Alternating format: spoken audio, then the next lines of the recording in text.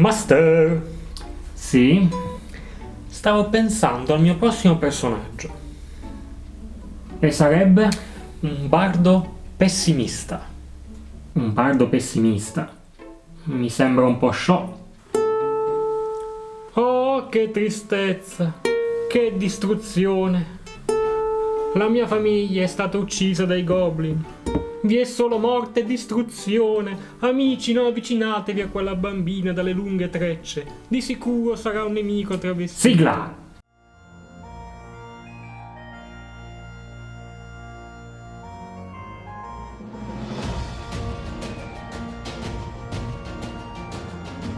Ciao, io sono Stefano e ti do il bentornato o il benvenuto su Esempi di ruolo. Come avrai potuto intuire, oggi parleremo di personaggi pessimisti. Vedremo che cos'è un personaggio pessimista, perché può essere divertente interpretarlo attraverso due esempi diametralmente opposti. Uno, inserito in un'ambientazione dai toni cupi, dark fantasy, come può essere una sessione a Call of Cthulhu, e una dai toni avventurosi, semiseri, come può essere una sessione di Dungeons and Dragons. Innanzitutto, che cos'è un personaggio pessimista?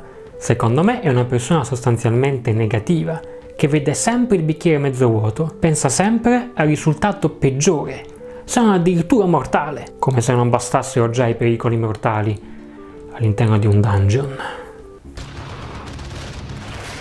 E quindi mi chiederete voi, perché interpretare un personaggio che può essere una continua rottura di scatole, qualcuno che ti ricorda continuamente che può andare tutto male, può essere tutta una disgrazia? Lo vedremo attraverso due esempi, ma cominceremo con il primo. In un'ambientazione cupa, dal tono dark fantasy, cominceremo con William. William è una guida che vive al nord del Canada. Fa parte di una spedizione di archeologi che sono stati incaricati di esplorare alcuni cunicoli di una montagna al nord del villaggio nativo di William. Sono giorni che percorrete questi bui e stretti cunicoli. L'unica luce che vi rischiara dalle tenebre è quella delle vostre torce.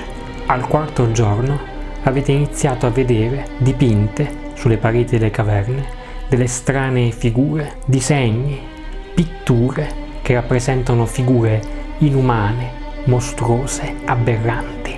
Quando passate alla luce della vostra torcia per vederla meglio, sembra quasi che queste ombre, che queste figure danzino in maniera famelica, macabra. William inizia a pensare che forse quelle storie che narravano il suo villaggio di ombre che rapivano i malcapitati che entravano in queste caverne e che li facevano sparire, forse non erano solo delle favolette.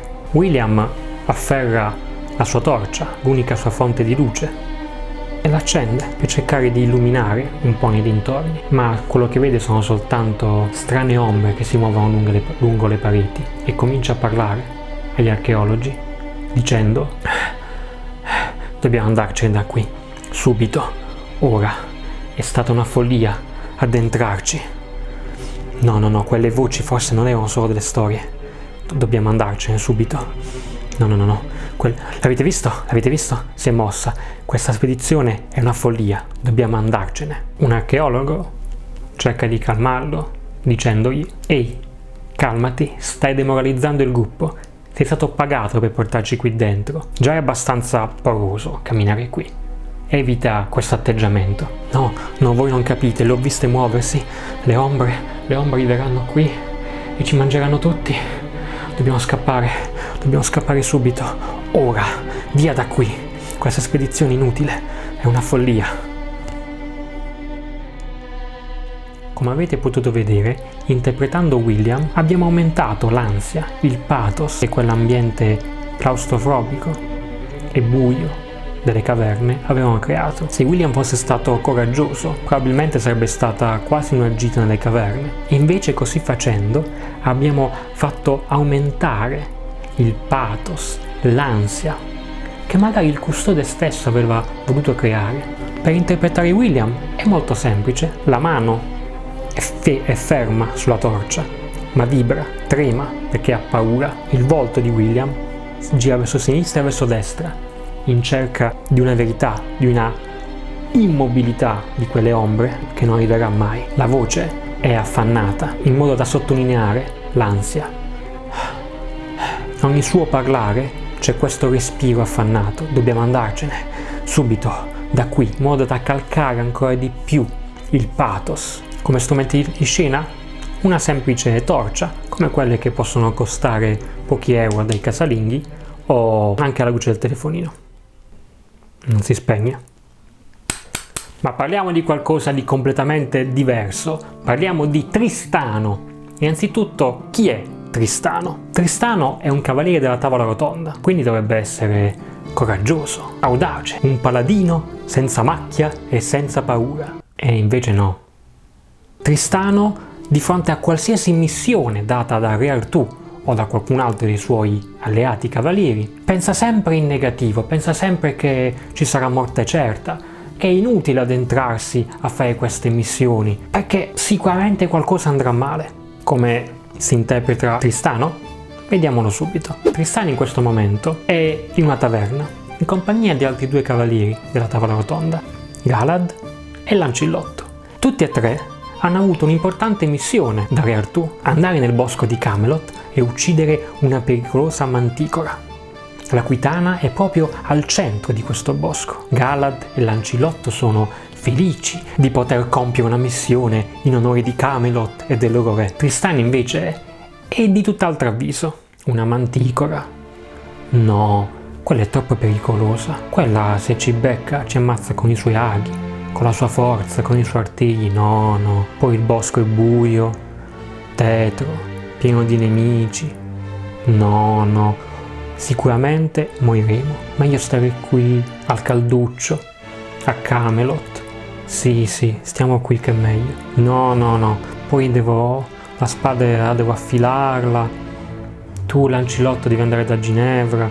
No, no, no, no. Tristano, come avete visto, non è sicuramente un cuor di leone. Tenendo lo sguardo sempre basso, non incrociando mai lo sguardo degli altri cavalieri, con le spalle un po' racchiuse, la voce lenta, a sottolineare le cose negative, tipo la manticola è piena di pungiglioni, ci sono tanti nemici. Certo, crea un po' di sconforto, ma ricordiamo che Galad e Lancillotto sono esatto opposto, invece loro cercano di incoraggiare. E comunque Tristano alla fine, in quel bosco, ci andrà e per tutto il tempo ricorderà sempre agli altri, no, moriremo tutti. Quindi, in sintesi, perché interpretare un personaggio pessimista? Con William abbiamo visto che può essere utile per sottolineare l'ansia, il pathos di alcune scene, di alcune sessioni. Con Tristano invece, perché no? Può essere divertente in alcuni momenti eroici e gloriosi ricordare al party che no, attenzione, qui ci lasciamo le penne. Bene, e per oggi è tutto.